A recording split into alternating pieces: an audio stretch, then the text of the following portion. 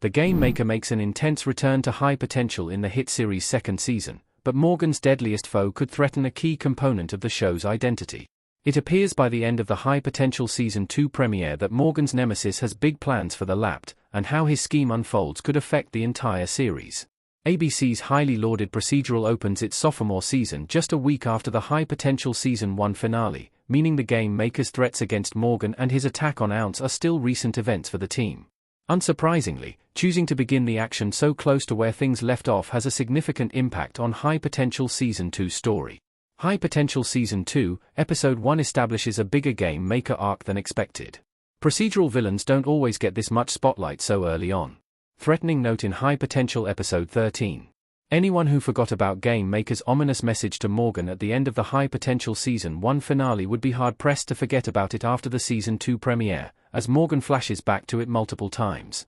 It's clear Morgan is unraveling as a result of the villain's games, and her nerves are continuously getting worse. It was always clear that Game Maker would be a major player in Season 2's overarching story, but it wasn't necessarily obvious the series would pit Caitlin Olsen's typically high-spirited character directly against her most intellectually comparable adversary this early in the fall. Nonetheless, Game Maker will have appeared in 3 episodes in a row after Season 2, Episode 2. This means that, outside of the background mystery of Roman's disappearance, Game Maker's villain plot is the longest-running story of the series thus far. Some procedural villains are lucky to appear in person 3 times total, let alone consecutively, as evidenced by the rookie's Monica Stevens appearing only twice in Season 7 despite being the linchpin of a major plot line. Of course, the problem with High Potential's Game Maker plot gaining speed so quickly is that the series' most interesting storyline to date could be over within the season's first 2 episodes. Yet there's also a flip side to that possibility, a problem of a seemingly polar opposite nature that's equally as problematic for its own rather specific set of reasons. High Potential Season 2's Game Maker plot could cut down on standalone episodes. Morgan's attention is laser-focused on Game Maker right now. Caitlin Olsen as Morgan looking up from a case file at someone while sitting at a desk in High Potential Season 2. After waiting all summer for Game Maker's plan in High Potential to finally be revealed, it would be disappointing for fans to watch that arc concluded early on. However, prolonging Game Master's arc for too long could also stand in the way of Case of the Week mysteries. And, like many procedural dramas, Olsen's show wouldn't be the same without the occasional standalone. As interesting as an overarching story like Game Master's scheme or Roman's disappearance can be, Case of the Week episodes are where some of High Potential Season 2's best possible storylines would thrive.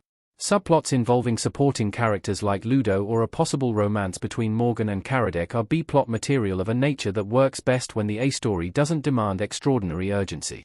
On the bright side, it's already known that Game Master won't usurp the entire season.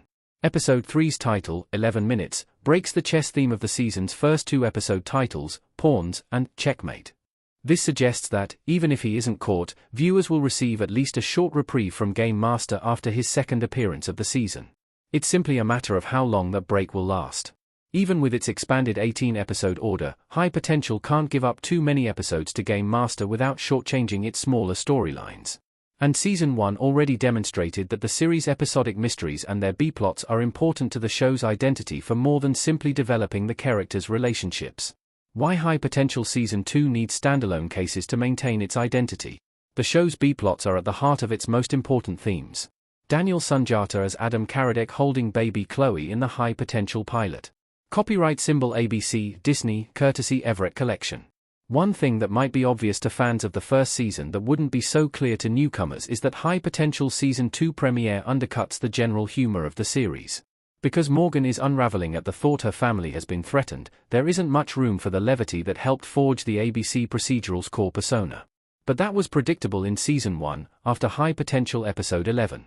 That was another instance of an episode that forgot to include a B story because the A plot was too heavy, and the result was that Morgan spends so much of the episode confused by a difficult mystery that she loses focus.